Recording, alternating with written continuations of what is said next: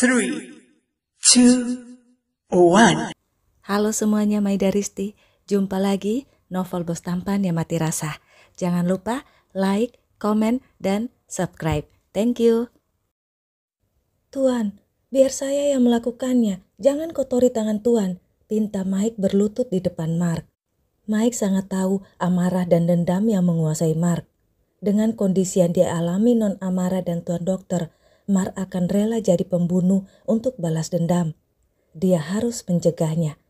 Tuan Mark harus tetap jadi orang yang baik. Tuan Mark punya keluarga. Tuan harus melindungi nyonya majikannya, juga anak-anaknya. Mike akan rela melakukan apa saja untuk mencegah Mark berbuat yang jahat. Kau kerjakan saja tugasmu. Malam ini lindungi Dewa dan Dika. Bawa anak-anakku itu pulang dengan selamat. Dan ingat, kalau sampai nyonya majikanmu tahu, kau yang mati duluan di tanganku, kata Mark dingin. Mike sangat terkejut menatap tuannya. Dia tak menyangka aura Mark sangat menakutkan. Dewa dan Dika mempersiapkan semuanya dengan teliti dan hati-hati. Ini tugas pertama mereka dan merasa bangga karena tugas pertama mereka dari dedinya. Anak dua itu sangat senang mendapatkan kepercayaan itu. Tapi rasa deg-degan dan cemas kalau mereka akan melakukan kesalahan lebih besar menguasai mereka. Sekali-kali kita tukar posisi, keluh Dion iri. Dia juga ingin berpetualang seperti kedua kakak kembarnya. Kemampuan bela diri juga keberaniannya sama dengan Dewa dan Dika. Tapi hanya dia yang mahir di IT. Kalau dia ikut ke lokasi, siapa yang akan memantau dan menuntun kedua kakaknya? Jadi Dion selalu hanya bisa ada di depan perangkat IT-nya. Dewa dan Dika pun berangkat ke lokasi sesuai petunjuk Mark. Para penjaga yang ada di tempat Mike disekap tidak gampang ditaklukkan. Dewa dan Dika sudah ngos-ngosan kewalahan. Untung Mike si pelindung memberi kode pada para penjaga yang tak mengenal Dewa dan Dika. Mereka pun mengendorkan perlawanan pada si kembar. Dengan begitu, Dewa dan Dika baru bisa menerobos masuk ke bilik tempat Mike disekap. Mike pun kaget dan berontak merasa dia diserang. "Siapa kalian? Lepaskan aku!" teriak Mike. "Shh, Paman, ini Dewa dan Dika. Jangan berisik, Paman. Jangan teriak. Nanti para penjaga ke sini."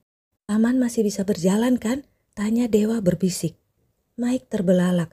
Kalian datang menolong Paman?" Mike sangat senang. "Jangan berisik, Paman. Ayo kita pergi," kata Dika memapah Mike yang sempoyongan. Tapi baru saja keluar dari ruang penyekapan itu, mereka diserang oleh orang-orang yang bertopeng dan terlihat sangat ganas. Dewa dan Dika pasti tidak bisa menandingi mereka. Mike si pelindung yang mengintai dari tempat lain terkejut. Itu bukan orang-orangnya. Lalu siapa orang-orang bertopeng yang brutal ini? Apa mereka ingin membunuh si kembar? Atau membunuh Mike? Atau ingin membebaskan Mike? Apa mereka orang-orang Pedro? Mike agak bingung dan sedikit panik. Dia tidak mungkin menolong secara langsung karena dia tak boleh terlihat. Apalagi terlihat oleh Dewa dan Dika. Jadi Mike meminta dua orang yang bersamanya membantu si kembar. Tapi orang-orang bertopeng itu bukan tandingannya. Dewa dan Dika sudah kelelahan. Dua anak itu belum punya pengalaman, walau punya bekal ilmu bela diri yang baik. Jadi dua anak kembar itu dengan cepat terdesak. Dika bahkan sudah terluka. Dewa pun melihat situasi yang tak baik itu. Tak ada jalan lain selain mereka harus melepaskan Paman Mike dan lari meloloskan diri. Kalau tidak bisa meloloskan diri, mereka pasti akan mati terbunuh. Mereka gagal menjalankan misi pertama mereka. Dewa langsung memberi kode pada Dika untuk lari, sementara Dewa yang menahan serangan. Tapi si Paman Mike menahan tangan Dika. "Jangan tinggalin Paman, orang-orang itu akan membunuh Paman. Tolong nak," kata Mike memelas, malah berlutut memeluk kaki Dika. "Dika, cepat lari!" teriak Dewa, tapi Dika tak bisa melepaskan pelukan Mike di kakinya. Dua orang yang bertopeng melihat situasi ini dan maju menyerang Dika sambil menghunuskan benda tajam dari belakang Dika. Dewa yang posisinya agak jauh dari Dika tentu saja tak sempat menghalanginya. Mike si pelindung yang mengintai pun panik. Dia akan melompat untuk menolong Dika saat terdengar bunyi berdecit beradu. "Pergi dari sini cepat!" terdengar suara seseorang yang juga bertopeng. Dewa dan Dika terkesiap sesaat. "Cepat pergi, kalian bertiga pergilah, saya akan menahan mereka," teriak orang itu lagi. Dewa dan Dika pun cepat-cepat menyeret Paman Mike pergi. Melihat itu Mike si pelindung menarik napas lega. Tak bisa dibayangkan apabila terjadi sesuatu pada si kembar. Dia akan mati 2 kali. Nyawanya akan dicabut oleh Tuan Mark, juga akan dicabut oleh nyonya majikannya. "Kalian berdua, awasi orang yang menolong tadi. Kalau perlu membantunya, bantulah dia dan cari tahu siapa orang itu," perintah Mike pada 2 anak buah yang bersamanya. Lalu Mike pergi menyusul si kembar. "Hei nak, Paman akan dibawa kemana?" tanya Mike saat mereka sudah sampai di sebuah ruangan gelap tak jauh dari tempatnya disekap. Walau jaraknya tak jauh, tapi mereka bertiga terengah-engah karena terus berlari. "Paman akan tahu nanti, diamlah," kata Dika meringis. Tangannya yang terluka terasa sangat sakit. Mike pun diam karena dia merasa tak enak hati Dika terluka karena menolongnya. Beberapa saat kemudian, Dewa menyalakan lampu senter handphonenya. Seseorang sudah berdiri di hadapan mereka. "Kau? Mark?" Mike terkejut. "Kenapa? Kau pikir aku setan sepertimu?" kata Mark tak bisa menyembunyikan rasa emosinya. Tapi kemudian tatapannya melembut mendekati Dewa dan Dika. "Kalian tak apa-apa nak?" tanya Mark memeriksa Dewa dan Dika. "Tidak, kami tak apa-apa Dad," selah Dika cepat. Mike menatap Dika dengan mulut ternganga.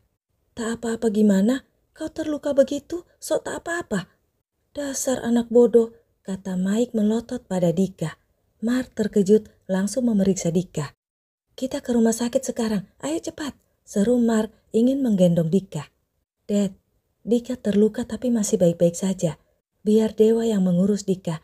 Daddy selesaikan saja urusan di sini dengan Paman Mike," kata Dewa lalu mengajak Dika pergi. Mark pun membiarkan Dewa dan Dika pergi dengan tatapan tak rela. "Kau pantas bangga jadi ayah mereka. Kau ayah yang hebat." "Tapi bro, kau punya 3, berikan 1 pada aku ya," kata Mike tak melihat situasi.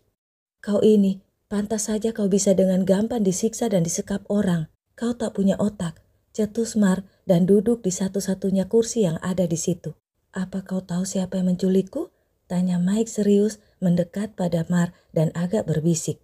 Dia celangat-celinguk agak ketakutan. "Aku justru ingin bertanya padamu siapa lawanmu itu. Mungkin dia orang yang sama yang menculik Ara," balas Mark menatap Mike dengan tatapan dingin.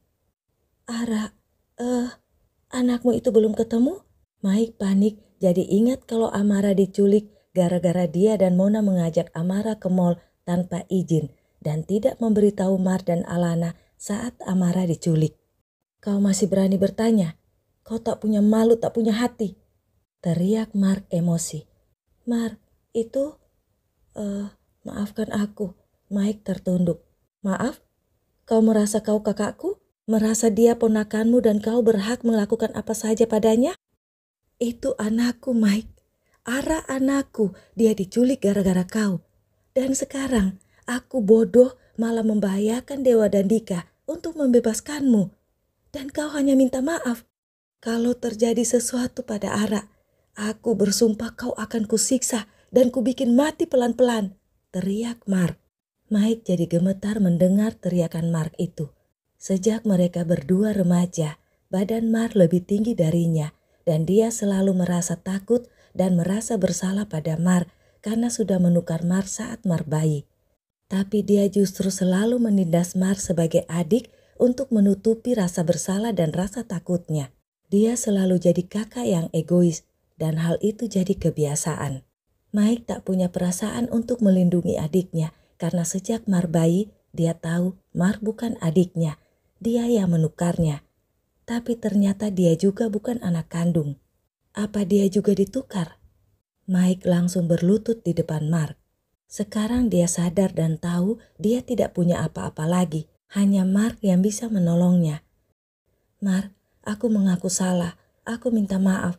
Tapi aku juga tidak tahu siapa yang menculik Ara," kata Mike menatap Mark dengan mata memelas. "Tapi kenapa kau tak memberitahuku saat Ara diculik? Kenapa juga kau diculik? Sudah jelas Ara diculik karenamu. apalagi dia sedang bersamamu dan Mona. Aku curiga, jangan-jangan justru kau yang sengaja memberikan arak pada si penculik. Kau kerjasama dengan mereka. Untuk apa? Kau punya hutang? Tanya Mark.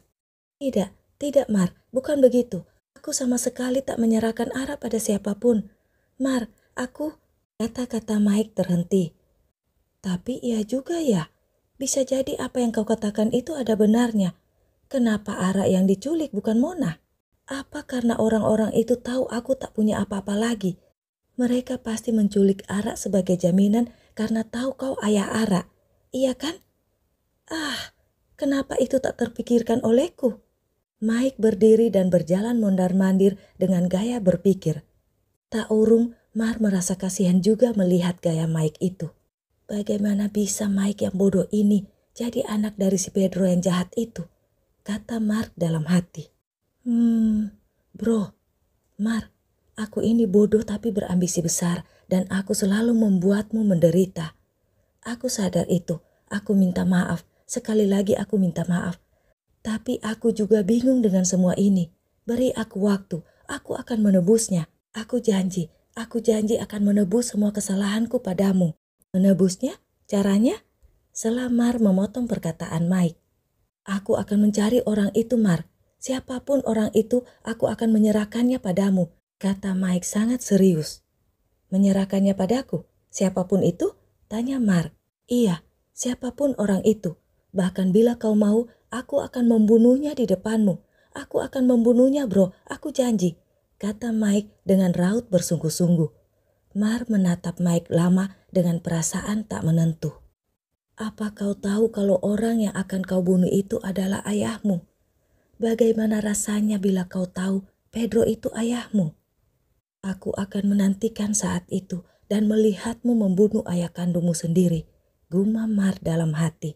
Pembalasan dimulai.